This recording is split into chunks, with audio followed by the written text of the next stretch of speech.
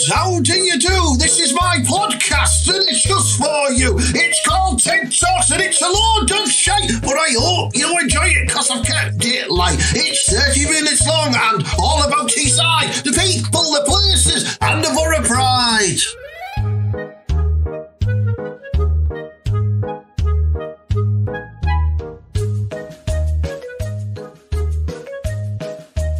Now then, listeners, episode 29 of Ted Talks, the Ted Hanky Podcast, brought to you by Boro Fan TV, UK Comedy, and JokePit.com, the comedy box office. That's my three sponsors. That's their plug out the way. We can now focus on a load of crap content that the old podcast's about, you know what I mean? Listen, thanks for tuning in and thanks for sharing it about and that, you know what I mean? Got another good show in store for you. Apologies about the sound qualities last week, but, you know, there was good content there, so if you listen carefully, you'll understand it. I've hopefully got it nailed this week. But I got the bus earlier on and there was a right smelly bastard on it and it got me thinking about personal hygiene and how important it is. So I wrote one of my world famous parody songs. Now I'm really sorry if it offends anyone because it's rude, so please don't complain or anything like that. But I hope you enjoy my version of Agadoo called Gooch, Gooch, Gooch. Here we go.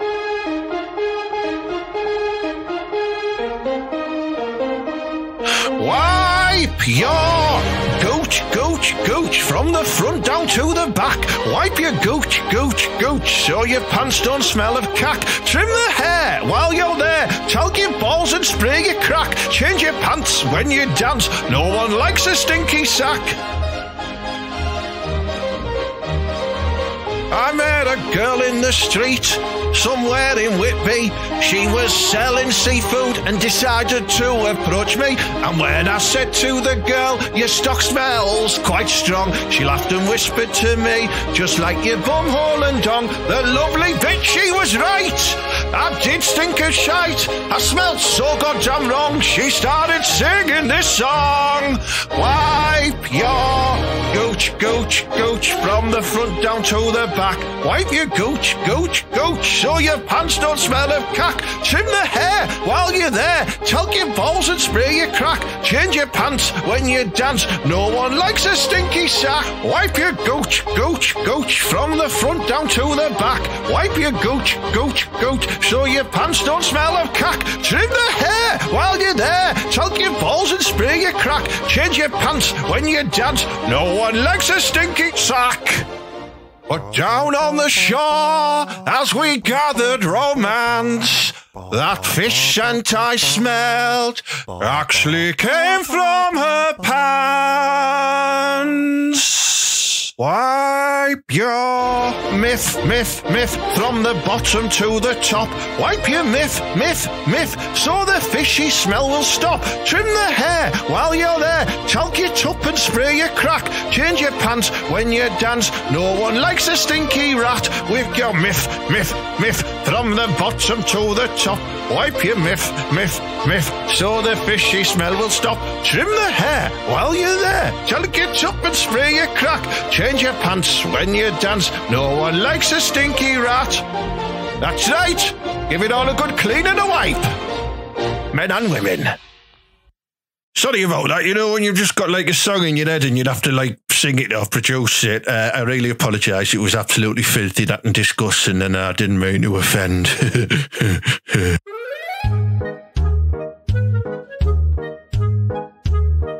Right then, so my special guest on the podcast this week is Teesside comedian Catherine Young. Hello, Catherine. Hello, Ted. I thought you'd fell down a fucking hole there or something. You were a bit delayed, weren't you? How are you doing? Are you all right? Yeah, I'm all right. I was trying to do dry January, but I'm going to get myself a glass of wine, celebrate talking to you. Oh, good. If we quit, yeah, get smashed. Just get smashed on the podcast. I'll go and I've got half a bottle of Taboo in my drawer here. I'll just neck that. See what happens. Yeah, get that out. get the Taboo out. So dry January is that the one where you don't drink, or do you just cut down on lubricants? Well, there's probably two versions, but I've been doing the no alcohol version, and then I just got to today, and I thought, fuck it, I've had enough. You do, right? Someone said to me, I'm doing vaginary, and I was like, what, you're giving up fannies? I don't know what that is. I think that's vegan, Ted. I think that's vegan. Oh, yeah. Not them vegans. I just want to get them all in a car park and, hose them down like in Turner and Hooch. You know when he washes Hooch in the back garden with the hose pipe and the brush? That's what I want to do to vegans. Proper smelly. I'm only joking. I bet I've got vegans listening to this who are very hygienic. I bet they are. I bet they smell lovely. Yeah, but I always see them sort of like sat outside of, like coffee shops on the floor rolling cigarettes and stuff like that. And I just think, I bet you stink, you. Yeah, with like dreadlocks and so, yeah, I know the look. Yeah, I know the look. I'm not using deodorant because it affects the ozone layer. Yeah, so does your smelly armpits, mate. I can't be doing with them there, you know what I mean? Just go and have a bacon sandwich and shut up. They probably are, aren't they? Oh yeah, I'm washing myself with rainwater this week. Ooh. Yeah, get in the ditch. Yeah. I'm picking on vegans. I've been vegetarian, right? I've been vegetarian for a long time, but I do like butter, cheese, all that. So I couldn't quite go the distance of cheese. See, I don't understand why you can't have cheese and eggs and stuff. I mean, milk's just like from a cow's booby, isn't it? It's nothing like an animal. Well, and cheese is made from milk. It is. That's true. But I mean, they say it's basically any animal products. But I mean, I've been actually. It's funny, because the other day I started writing my own little sitcom, and it's actually about a butcher's shop next to a vegan cafe, and I'm going to call it Meat and Two Veg. This is. Can I work in the butchers if it makes it onto television, please? I reckon I'd be a good butcher, mate. I think I'd put you as like the butcher's apprentice. You know what I mean? Yeah, and so there's going to be a butcher's apprentice, and I think you'd be perfect for that role. But the butcher is going to be like, I don't know, like a big sort of, I don't know, it's like a lovable bloke who's single and he just gets everything wrong. But his apprentice is going to be somebody who's a little bit sort of got a bit more energy about him and is a bit cheeky, a bit like you. So you would be perfect for that, wouldn't you? Oh, yeah. Do you know I could see playing the butcher as well? Do you know Tom Davies? He's big guy. Have you ever seen? Yeah. Murder in Successful. He'd be classed as the butcher, and I'd be his apprentice, and he could be telling me off all the time, going, "What are you doing, Ted?" And I go, I'm just scuttling someone in the freezer, that type of stuff. He would be perfect for it. And do you know what? I missed out on meeting him, right? I almost got to meet him because I was doing a gig down in London for Always Be Comedy, and he was supposed to be on the bill and he pulled out at last minute. I was gutted. Oh, I know. Gutted. Oh, totally gutted. But he would be the butcher, so I can figure it. I can write the rest of it now with him in my mind. Even if it never happens, in my mind and in yours, Ted, he is the butcher. He'd be class, wouldn't he? Because he's like 6'8". He's got like massive teeth and a big face. Yeah. I can just imagine him in a butcher's hat and an apron holding a cleaver. Absolutely. He could give a pork chop a good pounding.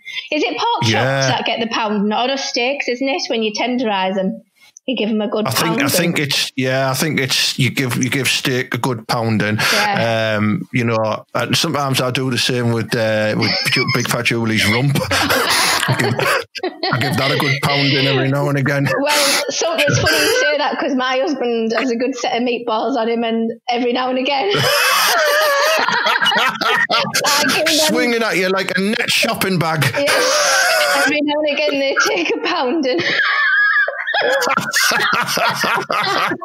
Oh, I can't remember what comedian said this before, but he said, when I have sex, it just sounds like I've run around the garden in my flip-flops.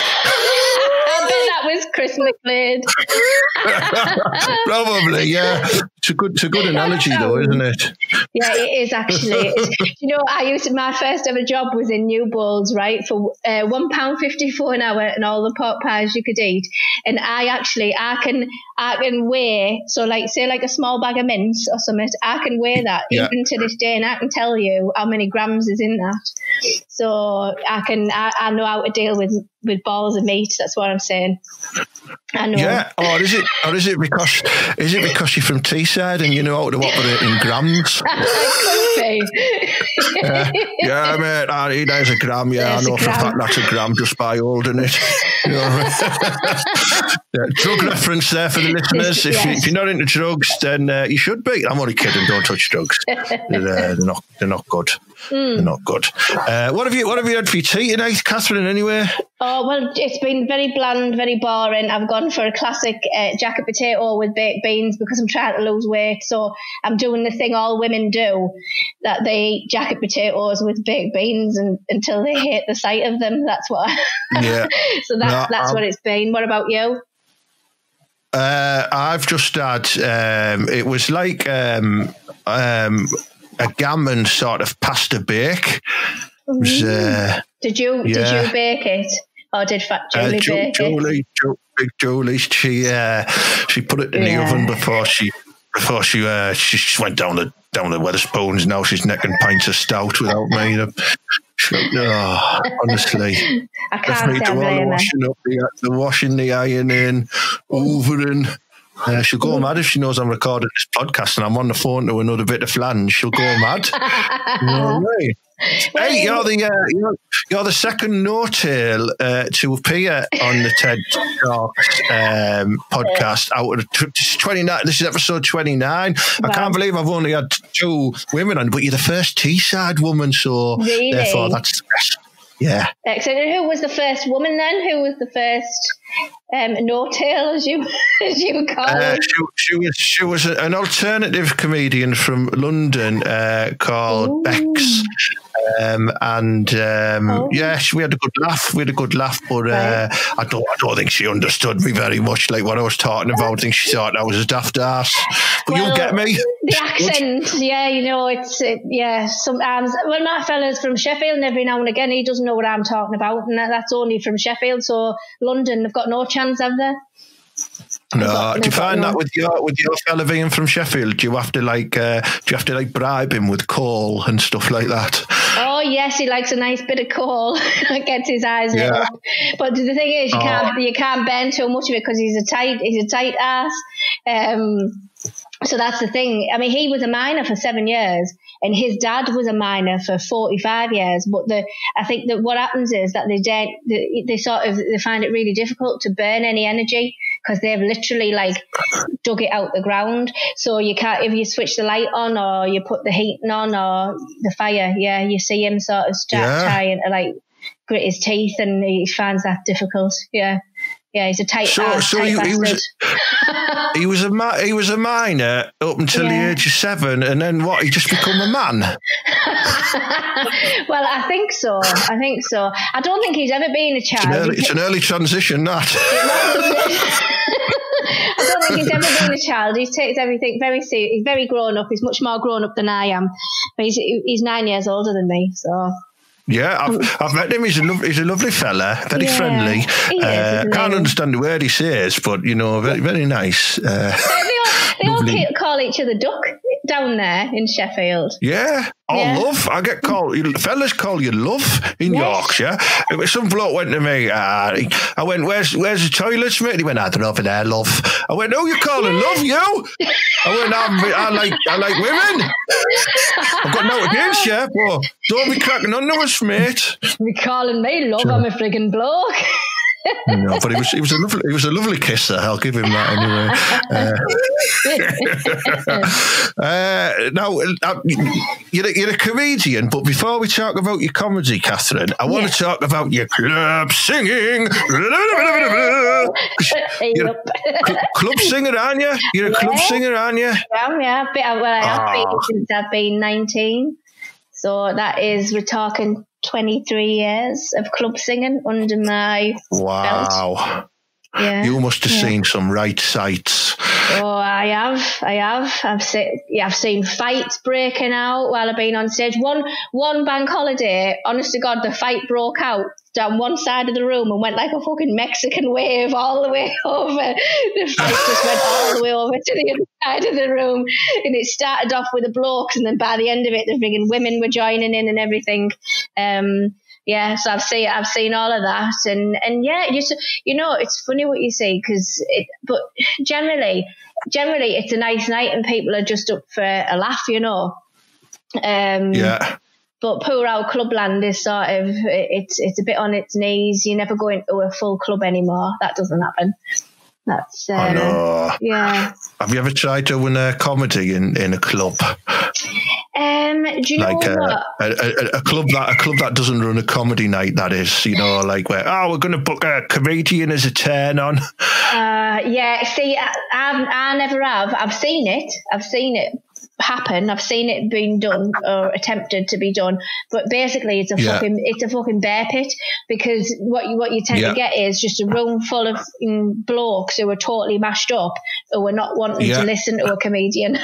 That's usually the result. I went to one and there was some very good comedians on, and there was just this bloke sat on the front row, and every time a comedian came on stage, he'd just go, "Fuck off! Fuck off! Fuck off!" And no one could get a joke out because he just kept shouting F off at them. It sounds like he had a good time though. And then I remember then we did it the month that we had I think we had about 300 people in as well. It was rammed. No one was listening at the back though, because the way they sit the tables. Yeah. And then we did it the month afterwards, and we had 6 people in. And so we had Danny Postel, the impressionist. He was headlining it, right? Yeah. And I shit you not, right? Halfway through his set, some bloke came in and started selling chops around the tables. nicked M&S meat. Love clubland, me. I do. I love it. I've got a real sense of real affection for it, because I suppose it feels like it has been all my adult life, hasn't it? But I've had to start getting some gigs around pubs and stuff as well now, because the clubs are dying off. It's probably due to people like that man shouting "fuck off" every time everyone gets on stage. God, I mean, the thing is, it's not as cheap as they used to be as well, is it, in the clubs? Because when you used to go to the club, you could get a pint for £1.10 or something like that. But now, because all the pubs are closing down and the breweries are putting the prices up, it's it's almost pub prices now, isn't it? Yeah, that's it. Yeah, because they were ridiculously low prices. Do you remember? There's a club. The Western Club in Middlesbrough, right in the centre of Middlesbrough, the Western Club. And basically what they used to do, this is years ago, but they used to have members' night where it would literally be 50 pence for a drink. That's what, and they would do them all of the time. And I remember as a kid because my dad was a member of that club, and as a kid, you remember when they used to take the kids on outings and trips and give them money and chocolate and all kinds, and take them to Flamingo Land, and there's none of that now. No, it's a load of shite. My dad's a member of a club in Thornaby called Smokies, and it's the size of a garage. Right? It has one big snooker table in it, a TV that was probably one of the first ever high definition televisions from the late 90s, and then just a load of old blokes waiting to die in there, and they give out on Christmas Day. They give out 3 pints to the members, but it's still only like £1.80 a pint or something in there. Yeah. So no wonder he loves it. Absolutely. I've never heard it, and most clubs I know of, but I've never heard of that one. But maybe because it's small, do you know where, it doesn't have turns on, maybe. No, it doesn't. Do you know where the Queen's is in Thornaby? Oh, yes, the Queen's Club. Yeah. Where the Five Lamps is. Yes. Well, directly behind that Five Lamps monument is a building there, and that's it, called Smokies. Oh, and that's where they're all hiding out, there right? You go. No women allowed, though. No women allowed apart from New Year's Eve. Right, do you know what? There's still loads of clubs that have got rooms. Now, a fella could not believe it. We went up to Sunderland, and he actually took a picture of the sign. No women in the gentleman's bar. Yeah, so that just put a tash on and a beard. Just had to walk round just to be a fucker. Yeah, I bet they wouldn't complain if a nice flashy set of flange walked in, in a bikini or something. Excuse me, where's the toilet? I bet they'd be like, come in here, love, sit down, have a pint of Magnet. Of course they would. Mucky old buggers. There's still clubs have strippers and that on. The old Sunday afternoon strippers, that was always a thing in clubs. I used to love the rippers, me. Well, isn't it? Well, you see, really, with me, I had to go for the singing because I've got a gigantic arse, so I could never. I would never. They'd be shouting more than "fuck off" at me if I got it out on the stage. It's a lovely thought. It really is. There's an image for you. There you go.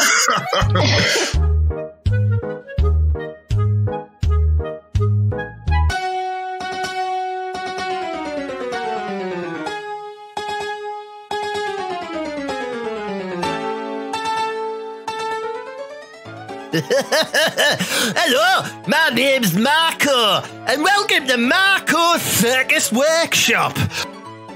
That's right, kids. We'll teach you how to do all sorts of stuff, like juggling and eating parsnips in one. Balloon animals, riding your bike doing no-handers, buddy hops, and all that type of stuff here at Marco's Circus Workshop.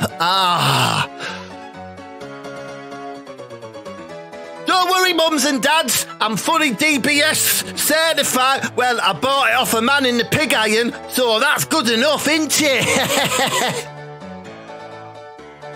I'm so circus-fied, me. I was born on the waltzers, and my dad used to spin us round right fast, and that's why I'm a little bit mad in the head and that, you know what I mean? I can juggle knives, me, like. My latest trick is where I can put 3 caterpillars in my mouth and just eat all 3 of them in one big munch. And then I pull them all out onto the stage and the kids love it. They love seeing the caterpillars crawl out of my bum. It's a great trick, honestly, it is. So what are you waiting for? Sign your kids up to Marco's Circus Workshop now and get yourself a free packet of Colgate toothpaste, a cock ring, and 3 stamps. I told you I'm proper mad. Sign up, it's mint.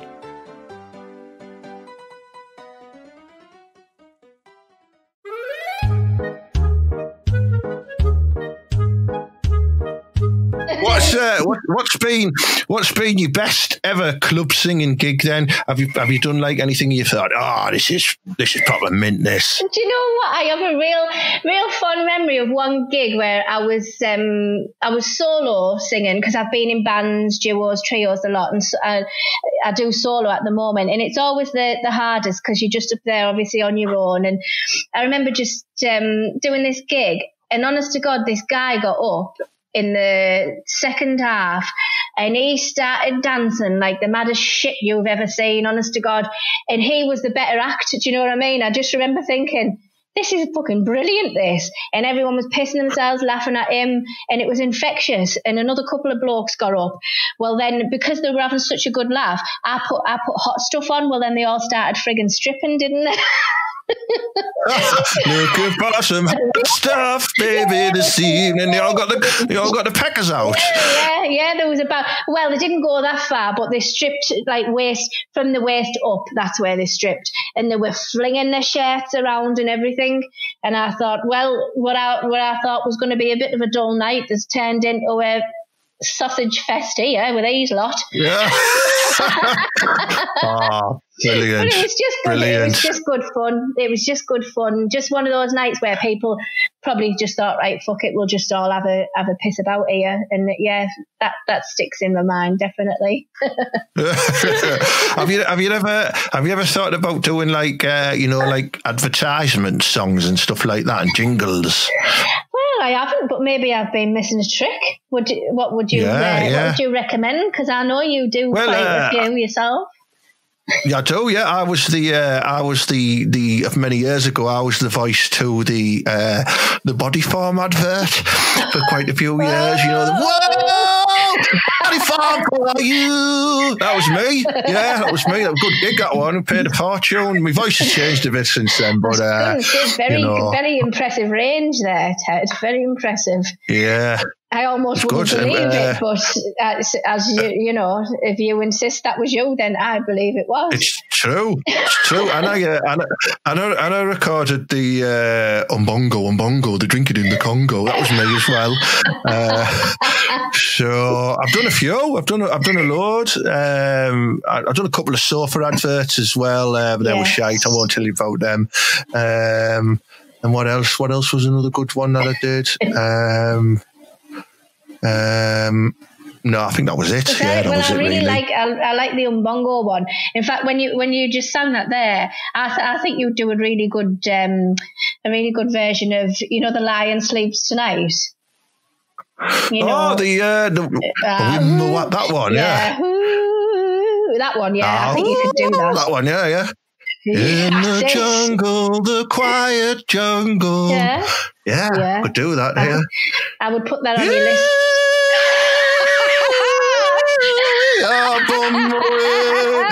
There we go. It's beautiful. Yeah. Beautiful. Make a note of that, yeah. Bring out I tell you what, Lion Sleeps Tonight. If you don't, it would be a waste. It would be a tragic waste if you didn't. Yeah, I've recorded a couple of songs on my podcast over the years as well, including songs of Big Fat Julie, which was like I did a load of songs for her. Tom Jones, Kiss. I've recorded that on here before as well. Yeah. You don't have to be beautiful. Yeah. Did that as well. And then the other week I sang my own version of The Power of Love, but it was all about Middlesbrough called The Power of Clough. Oh, really? So, yeah. Now, The Power of Love. The Power of Clough. Very nice. Yeah. Now, I was thinking of a different Power of Love. Do you remember the... you were thinking of club singer one, weren't you? Yeah. The Jennifer Rush, is it? Or Jennifer Powell. Jennifer Rush. Yeah. That's it. Powell. One of them, one of the Jennifers. And I've won, right, no less than 3 caravan holidays at Butlins. Not Butlins, what they called Haven Holidays. I've won no less than 3 holidays with that song. So basically we used to go, pitch the tent up for one night, go in the competition, the talent show, win the talent show with The Power of Love. And the prize was to go back for a week in a caravan. So I did that when I think I was 17, 18 and 19 when I did that with that song. So, you know, it's a confident technique, I'll give you that. It was. That was me and Filey for a week. That was it. Oh, lovely. I know, come in handy. Well, this is primarily a football podcast, Catherine, but we only talk about football very slightly because there's normally much more fun things to talk about. Do you support the footy team? I'm hoping you're going to say the Boro. Well, do you know what? I went to school right next to the the old Boro ground. Ayresome Park, yeah, because I grew up on Parliament Road, so you could hear. So I mean, I'm definitely Middlesbrough. Obviously, my fella is Sheffield Wednesday. So I'll go to some of the Sheffield matches with him. But I've grew up with Middlesbrough. Like I say, the players used to come in the school and give us autographs and stuff like that, and we'd wave them off on the coach and stuff. Lovely. Yeah. We need more stuff like that, don't we? Now, now if the players are on a coach, everyone will be giving them the V's. Wouldn't they? Yeah. Instead of waving them up like, F off, Woodgate, you lost last week. Yeah, like that bloke in the club just sitting there going, fuck off.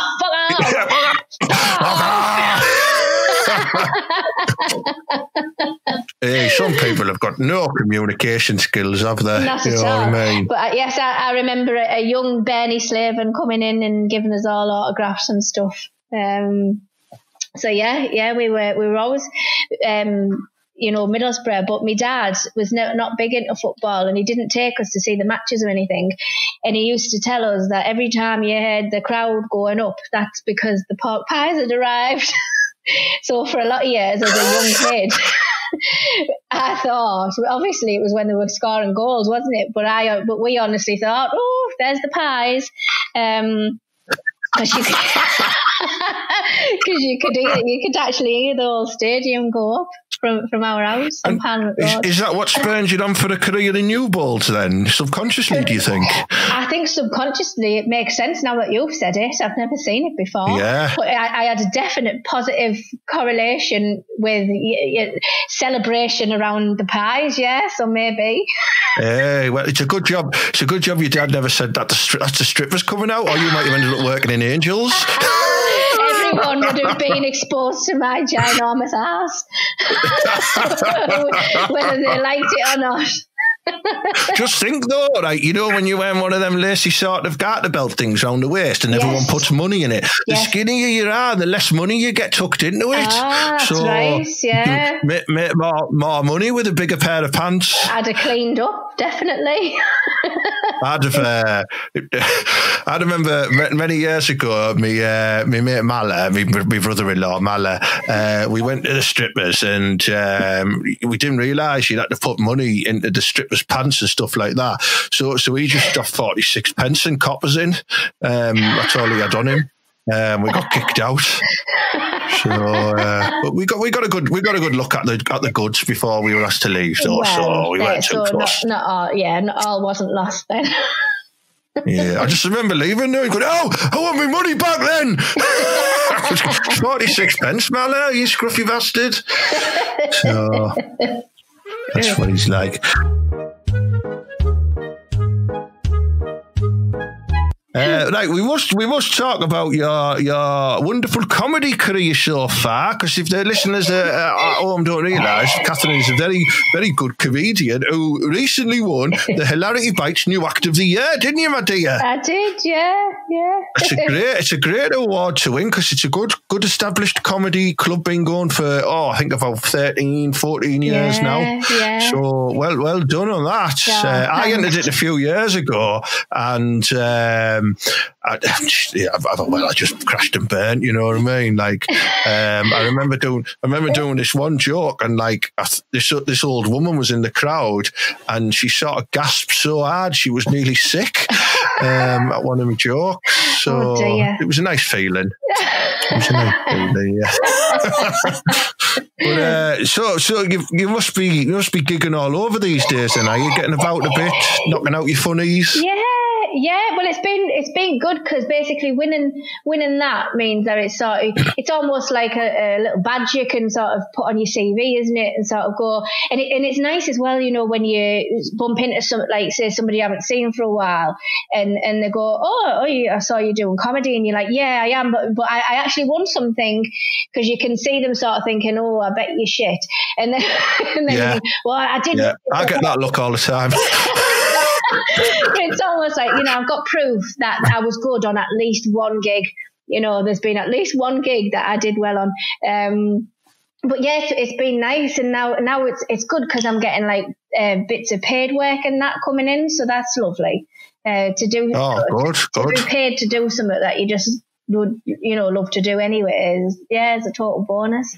But I went down. Yeah. I went down to London and I did some gigs down there. That's the furthest I've been. Are you going to Edinburgh this year? No, I'm not. I'm going to go up as like a punter. I've never actually been to the Edinburgh Fringe. I've always wanted to go, never been, so I'm going to go for a couple of days this year. Oh, you'll love it. You'll love it. It's full of arsehole comedians, like, but like the ones who sort of walk around thinking, yeah, I'm going to get noticed. I'm going to make it really big. Yeah, and like you're not, mate, because like it's probably the hardest place to get noticed, even though you think it's the place to go to get noticed. All the top agencies and all the top management ones are pumping the shows for the people to get noticed. You're going up there and just doing your own little show. It's got to be absolutely brilliant to get noticed. It's like needling a haystack stuff then, isn't it? Yeah. Of course. Yeah, I mean, I just want to wait, I'm going up. Are you? I'm going up. I'm hopefully taking me Halls of Ridiculous panel show up there for the fortnight with my mate Chris Lum. So if you're up there when we're there, we might get you on as a panelist because we need panelists, you see. I would love to. I will try and get there. That could be your performance debut. Oh, that would be brilliant. Oh, that would be brilliant. Yeah. Definitely. Yeah. We'll look after you. You know what I mean? So I know you've done a couple of gigs for the sponsors of this show, Showcase Comedy, in the past, and you did very good for them. You've also done some for Little Matty on the Laughing Pug, haven't you? And you've got some coming up for him. I think. And I did one just last night as well for Matty. Was it a good night? Yeah, it was down at the Artisan. It was the first night down there in Middlesbrough, and it was lovely. It was really nice. He's booked me to MC his new night in Thornaby at a club that used to be called the Nash. Thornaby Sports and Social Club, it's called now. I'm looking forward to it, but Thornaby's my hometown, and I've never performed in Thornaby before. So there's either going to be loads of lasses turning up with kids that are man, or lots of little Ted Hankies running around. Or some like disgruntled mums who I owe catalogue money to. You know what I mean? God. It could go bad then, couldn't it? It could, yeah. I might end up having like a bare knuckle gypsy fight in the car park with some old enemies as well. That's just Thornaby, isn't it? That's what we do. Do you know what? A top tip I would have is you get one of those, you can get electric fly bats, from the pound shop. And if you, you can, so if you can have one of them, just keep one of them to hand. And if anyone comes like rushing you can always just give them a little zip, just to buy yourself a bit of time. And it's a good idea, get the edge on them. That's the old electric fly bat's good in a fight. Yeah, get in with that. Then I'll just run like fuck. That's it. I've only ever hit ex-boyfriends with it, but I can tell you from experience, it does buy you at least 20 seconds to get out of there. Oh, that's all I need because I'm proper fast at running that, you know what I mean? I'm a good swimmer and I'm a fast runner. We might come down to that gig then to watch you MCing. If it's only local to us, that Thornaby. Oh, lovely! Yeah, it's on a Friday, and it's February the 6th, I believe it is. Friday, February the 6th. Yeah, and I think if you go to the Laughing Pug web page or Facebook page, there's an event on there, and there's a ticket link to buy tickets for it as well. But loads of my fans have said to come in. Just hope they're on the best behaviour and just don't do me head in, because I'll have to give them all a slap. Well, they'll know it's coming, won't they? They'll know what to expect from you. Yeah, they will, yeah. And then what we'll do afterwards is we'll all go down the town afterwards and we'll just try and scuttle as many lasses as we can. That's what we do. Well, what's new?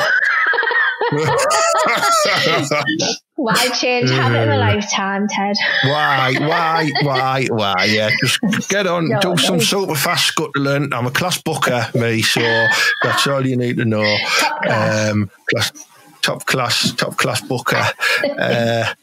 Good. This has been a lovely chat, this, Catherine. I really enjoyed it. Have you got anything coming up? Have you got anything coming up really soon that you want to promote, or give your social media things a plug? Ooh, yes. Do you know, I need to keep doing that, because at the end of every gig, I should say to everyone, please like my Facebook page, Catherine Young Comedy. Please go on there and give me a review, a nice one, or press the like button. And I keep forgetting, but so Catherine Young Comedy on Facebook.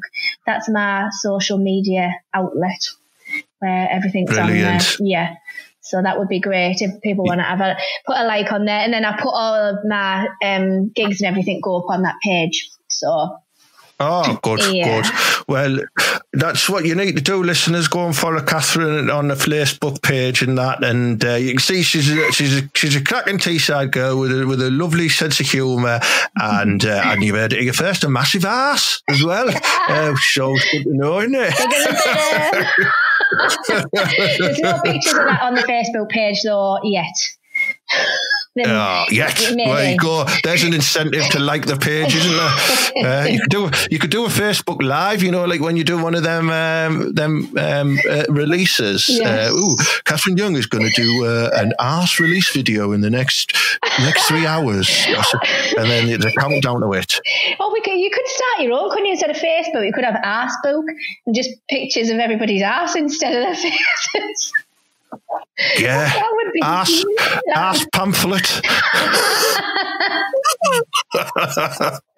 There we go, a new social media site, arse pamphlet, where you go on and it's just everyone's arses as profile pictures, and all like family photos of just arses. Great, and they've all got like little eyes drew on them and mouths and stuff like that. So it's just arse characters. Yeah, I've got a selection of wigs actually. I could do something, with a few wigs, and it could be a lot of fun, couldn't it? It could, yeah. That'd be quite good, that. Yeah. And then I might start another one, a sister site called Tit Flyer. Tit Flyer, I like it, yeah. Titzine. Titzine.com. Yeah, that'll be great. I'll sign up for that one. Okay, now I've just got Facebook. Yeah, same here. Facebook, Twitter, and Instagram. I've got they're the three that I use. Anyway, I'll let you go, because no doubt with you being a woman from Teesside, you'd be missing Emmerdale. So I'll let you. We all had being from like Yorkshire as well. I'll be like, come on, Catherine, I'm missing Emmerdale, ain't you? So you want to get back and watch that. But it's been lovely talking to you. Good luck with your future gigs, and hopefully I'll see you at that one in Thornaby on February the 6th. Yes, brilliant. Well, thank you for having me, Ted. You're welcome. Catherine Young there, ladies and gentlemen. What a lovely, lovely lady. Bye.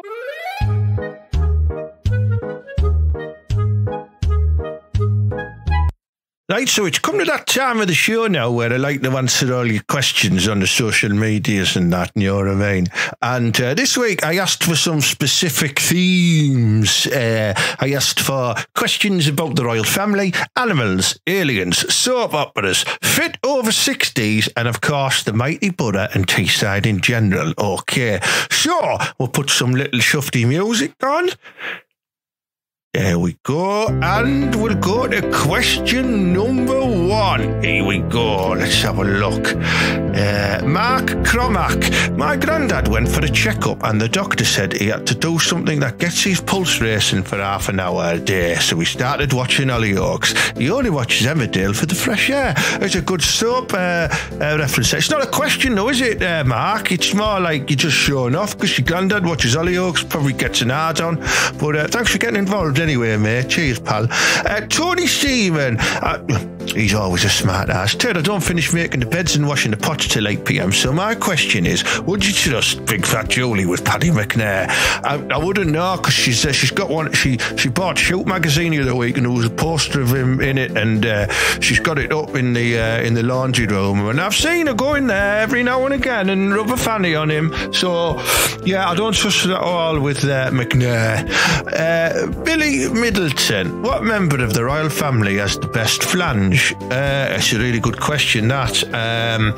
I'd probably, straight away you're going for these young'uns, aren't you? But not me. I'm going for the big fiery Fergie flange, me. Oh, what a lovely flange that would be. Oh, the fire pit of love. Oh, yeah, I'd like to see that one, yeah. But I said, Wilson, Ted, is someone who claims to be a vegan, a proper vegan, if they still like to munch on their lover's pork sword?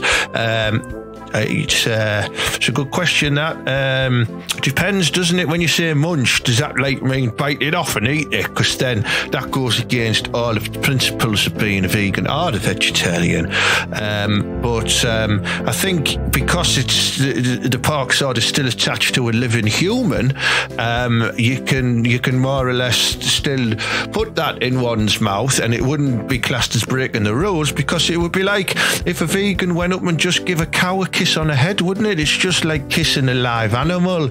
But if that person was dead and did that, then they want reporting the police, don't they? You know what I mean? So interesting question that there, Sad Wilson. Dave Yendel, caught my wife nosying through the window for a good half hour last night. Do you think I should let her in? Go out, yeah, you should, mate. Yeah, not really in theme with the questions, that though, is it, Dave? But I've read it out anyway on the podcast. What a dickhead I am. Brian Sigsworth, do you think Harry's dad, this is about the royal family, I assume, the ginger one that was giving Diana a seat to, will be bothered about Harry living in Canada and that? Do you think he'll be flying over on EasyJet? I'm not going to make any suggestions about that, because I have heard that the Secret Service do listen to my podcast for conspiracy theories and to catch people who don't believe in the proper stuff, like Charlie not being so-and-so's daddy and that, you know what I mean? So, but I think Charlie will go over and see, because they'll want to see the little grandkid, won't they? So, yeah. Next question, David Gray. In the song Beautiful by James Blunt, he said in one of the verses, I won't lose no sleep on it because I've got a plan. But then in the chorus, he contradicted himself and said, I don't know what to do. Did he have a plan or what? But he probably did, mate. I don't think he's fucking bothered, you know what I mean? He's a multi-millionaire. That's why he just sits on Twitter making loads of funny comments and not bringing any more music out. So, look, and Carl Lomas has took the piss out of your name there, David, and said, he's not as good as you, David Gray.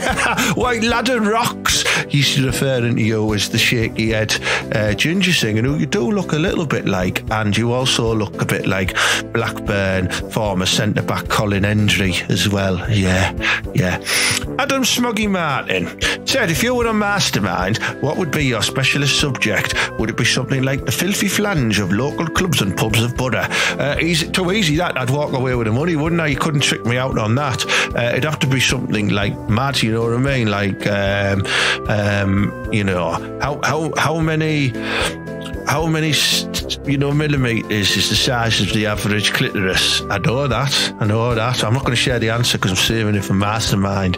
Or if a cow had a fight with a pig, who would win? Animal fights and stuff like that. Animal fights might be a good one. I've seen a few of them. Could go on that. Somebody's put there. Adam Smoggy Martin's put Big Fat Julie and her times and tribulations in the Club Bongo. Mate, you wouldn't have enough. We wouldn't have enough time on the show, you know what I mean? I'd just like beep, beep, beep, beep, beep. Actually, I started, so I finished. I'd still be going on with loads of stuff about Jolie. There's loads in the bongo. Oh God. I remember her once taking the knickers off on the dance floor, and everyone sort of did that thing, what kids do at parties with a parachute, and we was Okie dokie. That was a bit smelly though. Duncan Phillips, that's a soap question. All right, Ted, I applied for the part on EastEnders. I only wanted to knock the Mitchell brothers out because they're soft as shit. What soap would you like to be on and why? Well, I can see myself. It's a good question, that, by the way, Duncan, who gladly buys me coffee every week on coffee.com, KOFI-com. Thanks, mate. I would like to be on the old Emmerdale farm like me, you know what I mean? Because there's some very, very tasty flange in there, like that prayer, and Bernice. I'd have a bit of Bernice on Emmerdale, and there's a couple of others. I wouldn't do Laurel though; she looks a bit like a mouse. I'm sure she's lovely though. But yeah, I reckon I could be a good dingle on there. You know what I mean? Like I could go on as like the Beatles loving Ringo Dingle, and like I'm like a bit of like an idiot and a bit of a dad man, but I'm also giving all the flange on Emmerdale a right good seeing to as well. But I reckon you would be able to knock the Mitchell brothers out, Duncan, because you're fucking massive, mate. Will Smith, who would win in a boxing match between E.T. and Yoda? And they're not allowed to use the Force or out either, any special powers and that. It's a good one, that. I mean, I don't think Yoda would have the strength to knock E.T.'s massive head over, and the way E.T.'s built with like his big long flat feet and little fat ass, I reckon you wouldn't be able to knock him over at all. But then again, I don't think E.T. would be able to pack a decent punch with his tiny little like twig hands. So I think it'd just go on for ages, and then they'd probably just get up out there. They'd probably just give up and just probably go for a pint together and chill out and that. You know what I mean? Let's have a look. Craig John Dodsworth, what do you look for most in over 60? And then he's put a little picture here of Super Ted and the Space Beavers. Like that, yeah, it's good. I used to love Super Ted and Spotty and Texas Pete and Bulk and all of them.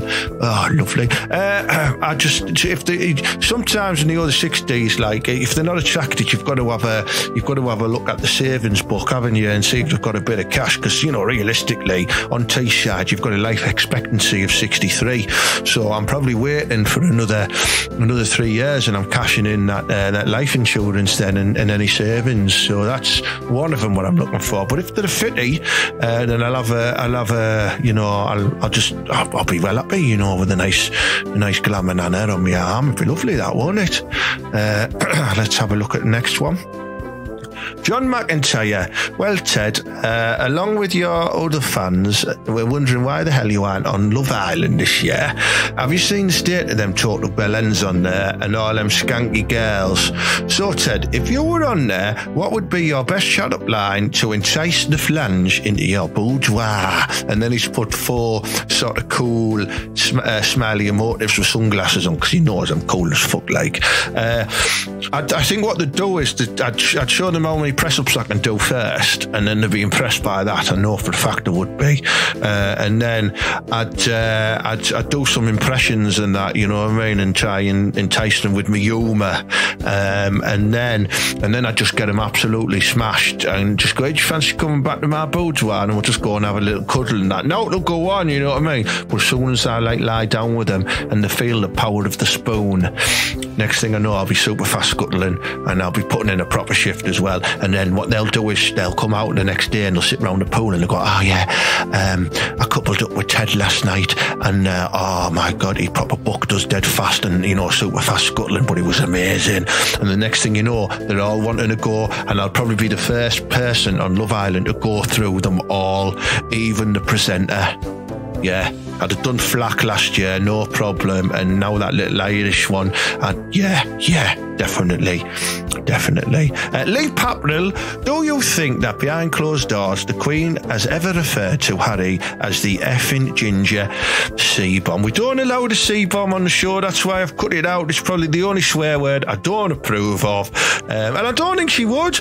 I don't even think she knows what that word means. I think she's been hidden from that word all of her life, and just like the word chav and the word benefit and the word words give money to the poor. I don't think she would. You would not want to talk about the grandson like that. She's probably calling him he's a little scamp at the moment, for what he's doing and wanting to get out the royal family. But I don't blame him. I'd want to get out the royal family if my uncle was, and doing, we can't mention it, but allegedly. And last question. Oh, it's a good one again. There is some proper decent over 60s flange out there. A current top 10 would be good. Well, what I've done is, because I've prepared, actually. It's the only question I did prepare for. The others I've answered off the cuff, but I've seen that one come up, and I've prepared the top 10. So I think what we need is some proper top of the pop style music, and I've done this for it's not just over 60s. There's late 40s and onwards in there. So let's see what you think. Start the top of the pops music. What does that say? The wizard.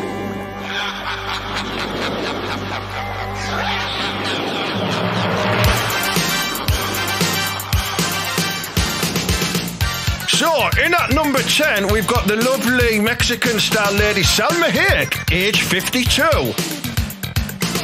Straight in at number 9, you've got 73-year-old Ellen Mirren, who's renowned for getting her baps out in some of the movies and that. Lovely. Coming in there at number 8, you've got 52-year-old Kate Garraway. Oh, I'd love to stick one in her big mouth, I'm telling you now. Defo. Number 7, holding up the rear, it's 60-year-old Carol Vorderman. What a shape she's got for her age. Oh, it's good, it's good.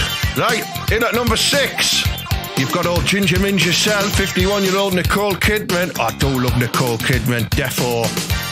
Coming in at number 5, you've got breakfast presenter Susanna Reid. She's 49-year-old, the youngest on the list today, but a very lovely bit of flange, gotta say. In at number 4, the very beautiful Sandra Bullock. I'll give her speed with me super fast scuttling and that, you know what I mean? And guess I won't, she is 51. Top 3 now, closing in there. It's going to be adventurous, this one. Are you ready, Matters? Oh! In at number 3, you've got the beautiful 60-year-old Michelle Pfeiffer. Oh, isn't she gorgeous? Oh. In at number 2, beautiful, beautiful friends of everyone, Jennifer Aniston. She's 50. Oh, God, she always has a nipple on in the friends, I like that. And our number 1, over the hill, bit of flange, well, we say over the age of 49, it's got to be the beautiful, groovy baby, Elizabeth Hurley, 53, and still absolutely hot as fuck. Oh, I'm going to have a good think about this right now.